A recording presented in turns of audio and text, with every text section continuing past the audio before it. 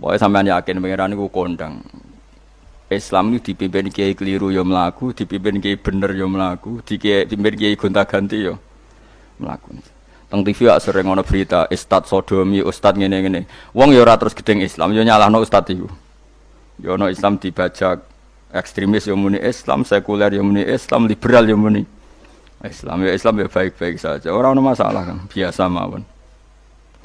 Yo ramene dunyo. Riyen Rasulullah niku rak sae-saene tiyang niku mawon disisipi tiyang munafik. Karena ndak ada cerita pendapat itu memuaskan semua napa pihak. Rasulullah rak kesayangane pangeran. Niku pun ndak bisa memuaskan semua orang. Sehingga orang yang kecewa ya jadi munafik. Pemene trimo kiai, trimo presiden, trimo kapolri, trimo pangam, enggak bisa. Apapun konsepnya itu enggak bisa. Mesti ada yang setuju pendekatan ekstremis itu persuasif. Sing sitok gak harus tegas. Kalau gak tegas gak bisa basmi seakar-akarnya. Sing jare persuasif, nak tegas mereka dendam malah kacau negara. Sing sitok kalau gak tegas mereka ngelamak. Itu kan ra iso selesai. Akhirnya nyelesaino aku sing pimpinan nurut. Akhirnya sing pendapatnya gak tigo. Nurut ya nurut mergo dipecat tapi terus bali lo sithik. Bali lo apa? Sithik-sithik. Masjid ge ngoten nasibe, kiai ge ngoten. Kulo nek ade murid kuatah, ade santri kathah sing kiai ge kathah. Wono kiai niku sowan kula, Gus, masjid iku ape nganakno zikir Ramadan. Dadi 24 jam full mulai bar subuh sampai sahur. Saking semangate ibadah Ramadan. Terus ibadah ning dia muni takok. Ya teng masjid, Gus. Dadi masjidé ben makmur, terbaik masjid makmur. Tak omongi. Lah apa ngarit itu ora ibadah. Apa dadi satpam mergawe iku gak ibadah. Apa nyupir angkot golek nafkah ibadah. Kiai kok goblok kira karuan aja muni ngono. Astagfirullah, iki ora urusan iku, Gus. Ya urusane mergo ke takmir dadi ben keren, pas ke takmir masjid rame ngono. Berarti sing nama baike kan kuwe. Nek pengiran ra butuh iku, pengiran kepingine seorang bapak golek nafkah. Anake kepingine sekolahan ya satpam teko, ora teko alasane itikaf. Kepingine pangeran ya bis sing tetep jalan, dadi wong sing nyetop iku ana bis aja kok mandek mergo itikaf ayo mending. Kecewa lho. Wis bae ku piye dicapik ra ndukung. Padahal mek kula yo nyucup yo hormat tapi tetep gremeng mergo idenya enggak keturutan. Ya kula yo ngerti rai-rai ngono iku yo biasa wae cara kula biasa. Tapi suwe-suwe yo sadar den. Bareng ngajak wong do ora gelem akhirnya sadar. Jebule ngandel jeneng nganggo sembang kula yo suwe wong luwih ngandel aku timbang kowe. Lah bento tapi ngandel kowe ya. Wong aliran sesat ta. Ya masjid itu anggere sono salat jamaah iku ya wis rame cara pangeran. Ora perlu rame banget. Nak rame banget terus bakal pentol leren, satpam leren, supir angkot leren. Nah iku jek sepele. Dokter leren. Wong ape lara. Ape lara ape berobat ra iso. Nak larane emergensi astagfirullah minamikum taqabbal ya karim. Sajane semburu leren maling leren, copet leren. Iku ape nek iso ngumpul iku. Makanya ngaji itu ngambil wong alim kan, karena orang alim itu yang tahu duduk perkaranya agama. Seorang lagi yang tahu duduk perkaranya agama. Nabi itu kalau ngendikan itu sampai sahabat itu gak bisa menampung. Kadang menyebut kebaikan satu majelis sampai 63 sampai 70. Misalnya Nabi ngendikan al imanu bid'un wasituna bid'ah. Iman itu ada 63. Terus nyebut terus. Pertama ngendikan a'la la ilaha illallah, tertinggi adalah kalimat tauhid. Wa adnaha imatatul adza anit thariq, terendah adalah menyingkirkan hal-hal yang mengganggu tiang apa? Mukmin atau mengganggu jalan. Terus ngendikan seperti itu.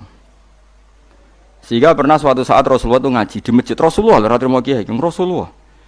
itu ngaji di masjid. Nabi kalau ngaji di masjid itu memang di teras, jadi terbuka. Terus ada pemuda santai dengan santainya nggo pacul, ngliwati Nabi ngaji diliwati. Nggo pacul, ya santai. Singkat cerita semua sahabat itu mencibiri. Celaka betul pemuda itu, ada Rasulullah ngaji tidak ikut tapi dia berlalu saja bawa cangkulnya.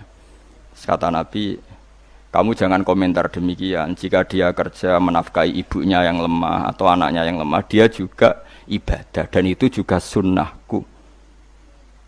Akhirnya sahabat mereka sadar. Jadi untuk meramaikan Islam itu tidak harus semuanya ngaji di masjid. Sing ape kerja ya ben kerja. Yang penting ora dadi germo. Orang pengedar narkoba itu, nah, itu orang kerja kang perusakan. Jadi sebetulnya orang tuh nggak bisa mengatakan kerja mau pengedarkan narkoba itu ndak, pengrusakan tuh namanya. Tapi kayak adol pentol terus hal-hal yang halal itu namanya apa?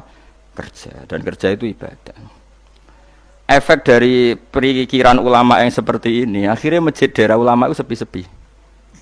Mergo ngomong ngono terus wong wae nak ngono ora perlu ning masjid. Lah iku kesimpulane sing salah. Kok terus kesimpulane nak ngono ora perlu ning masjid bar saiki. Maksudnya orang ngono sing di aktivitas nggih monggo. Nek sing ada aktivitas timbang turu ning omah akhire aduk ibadah ning masjid aja aduk turu ning masjid. Nah, akhirnya daerah-daerah tertentu sing akeh ulama mesti masjidnya sepi, tak jamin. Jajal gitu delok ning Rembang. Oh, tambah sepi. Karena ulama cara berpikir jong kerja ya ibadah, ngernet ya ibadah, mulang ya ibadah. Akhirnya mau masjid pas tarawih. Iku yang golek sing cepet. Tapi kunane kuno, Nabi sekalipun itu yang namanya orang yang mendengar, tetap ada yang menolak. Konsep perang di luar kota itu kan secara teori militer itu rasional. Bikin kontak ya rasional. Tapi orang yang berpendapat tadi, ya Rasulullah kita di rumah saja, itu ya gelo. Kayak tadi, orang yang ingin memakmurkan masjid kemudian, kan saya seperti itu ya gelo. Kalau pikiran saya, suatu saat dia sadar, intinya sadar, terus sowan saya sadar. Karena ya muridnya ada murid beda angkatan ya, dia semi-semi teman sama saya. Tak omongin ngene, Cong kowe nak pancen seneng masjid tenan, masjid itu aja dadi problem bagi umat. Misalnya gini, aja sampai kenapa ora nyupir angkot demi nak mirno masjid, kenapa ora tugas satpam demi makmurno masjid. Berarti masjid ini menjadi problem penghalang dari sistem sosial ekonomi. Kowe seneng masjid darani problem. Kowe seneng masjid dianggap kambing hitam. Ya sudah, sholat jamaah saja, sholat jamaah di masjid. Terus yang nganggur-nganggur ya ke masjid. Tapi kalau yang sibuk ya monggo, asal itu halal ya ibadah. Ngendikane Nabi setiap aktivitas muslim asal halal itu apa? Ibadah. Makanya kita harus. Nah, tapi kan pendapat seperti ini itu kan kadang dibantah juga. Tapi ke Ramadan Gus tahun pisah, mosok njenengan ra setuju. Tak bukti kalau dia hadun nafsi tak tes. Ya wis aku setuju, syaratnya ketuane takmir ra kowe. Dadi masjid rame pas kowe ra ketua takmir. Isen deh karena dia ingin punya prestasi. Berarti sawang wow pas dia ketua takmir hadun nafsi enggak? Hadun nafsi pasti dia itu cari. Ya jajal pengajian sing gede-gede. Mergo pengurus takmire kepengin pas era ndekne tau pengajian geden.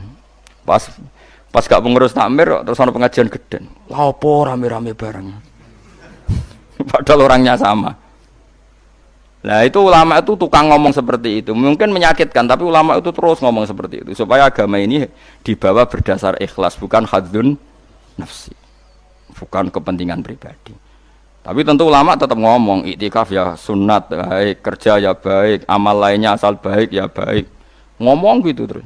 Tapi kan mangkel loh akhir ulama, karena bagi pengurus masjid baik itu pas Ramadan ya masjidnya rame. Bagi yayasan yatim piatu amal ape ya dikekno yayasan yatim piatu. Bagi KBIH, bagi travel amal apik ya umroh. Ya ora. Lha tenan kula raguyen. Mana mungkin travel umroh dalil kowe nek duwe dhuwit luwih kekno cah yatim, kekno masjid, gak payu travel. Tapi dalile al umroh ilal umroh kafaratun lima bainahuma. Umroh itu yang mengkafaroi dosa. Jadi dan itu kersane Allah, orang macam-macam pikirannya kersane Allah dan baik-baik saja. Dunia diokal-akali ini ya baik-baik saja. Allah ya tenang aja tetap sugih. Cuma ulama harus ngomong seperti saya. Jadi karena keterbatasan manusia sehingga yayasan yatim piatu mesti ngomong seakan-akan ibadah terbaik yang nyumbang yatim piatu. Nanti yang di travel ibadah terbaik ya sowan Nabi umroh. Nanti sing jamaah thariqah ya ibadah terbaik itu thariqah. Semua dan itu semuanya baik gak masalah, kita tidak masalah. Tapi kalau memaksa orang lain harus seperti itu dan mengkerdilkan kebenaran hanya surahnya gambarannya seperti itu, kita sebagai ulama harus melawan. Karena Nabi dawuh kebaikan itu sekian jumlahnya. Terus Nabi menyebut di satu majelis itu 60. Sampai yang di antara yang disebut itu nganti ana sing jorok. Wa fi buti ahadikum sedekah. Kowe ngeloni bojomu iku sedekah. Sampai sahabat takok, "Ya Rasulullah, masa urusan gitu ibadah?" Ayati ahaduna syahwatahu wa huwa alaihi ajrun. Masa urusan kelon itu ganjaran ibadah. Terus Nabi jawab, kata Nabi, "Faqih falawadu'a fi haramin akana alaihi wisrun." Kalau andikan dia meletakkan mental seksnya atau aktivitas seksnya di luar yang halal, apakah itu tidak dosa? Iya ya Rasulullah. Terus kata Nabi, "Wa kadzalika," begitulah kalau diletakkan di halal dia juga dapat apa? Pahala. terakhir Nabi ngendikan takufu syarraka anin nas fa innaha shadaqatun minka ala nafsik. Jika kamu itikaf di masjid tidak bisa, adol pentol tidak bisa, jadi satpam tidak bisa, aktivitas sosial yang menguntungkan orang lain tidak bisa. Takufu syarraka anin nas. Yang penting kamu tidak berbuat buruk yang merugikan manusia. Sehingga sampai ada riwayat dari orang sufi, ibadahnya orang zaman akhir itu tidur. Karena anak tidur itu gak ganggu wong. Iya. Paling bojo tok sepeten. Tapi kan yo nyopet yo ora, zina yo ora, ndelok wong ayu yo ora. Nah, itu sampai Nabi terakhir nyebut. Dari sekian kebaikan tuh kalau enggak mungkin kata Nabi takufu syarraka anin nas fa innaha shadaqatun minka ala nafsik. Sementing kamu tidak melukai atau merugikan orang apa? Sehingga misalnya ulama kok ngerti ada orang tidur di rumah, wong apik, gak ganggu wong. Ana bajingan mati, wong apik, ora iso bajingan meneh. Nah, akhirnya masyhur orang krono bajingan mati, kiai tenan yo. Saya nggih mayit niku, wong gak siap ni saya. Bajingan sih. Saya padahal ning atine kiai nek mati ya apik dong ora iso bajingan. Akhir dari bajingane ya wis mati. Lha sekarang ngakhiri bajingan apik ta elek? Apik. Berarti matine elek ta apik? Apik. Maksudnya kiai ku apik matine ora apik wonge. Lah wong gak trimo pikirane apik iku. Wonge. Lah kiai wis ndake pinter maksudnya. Apik nggih niki.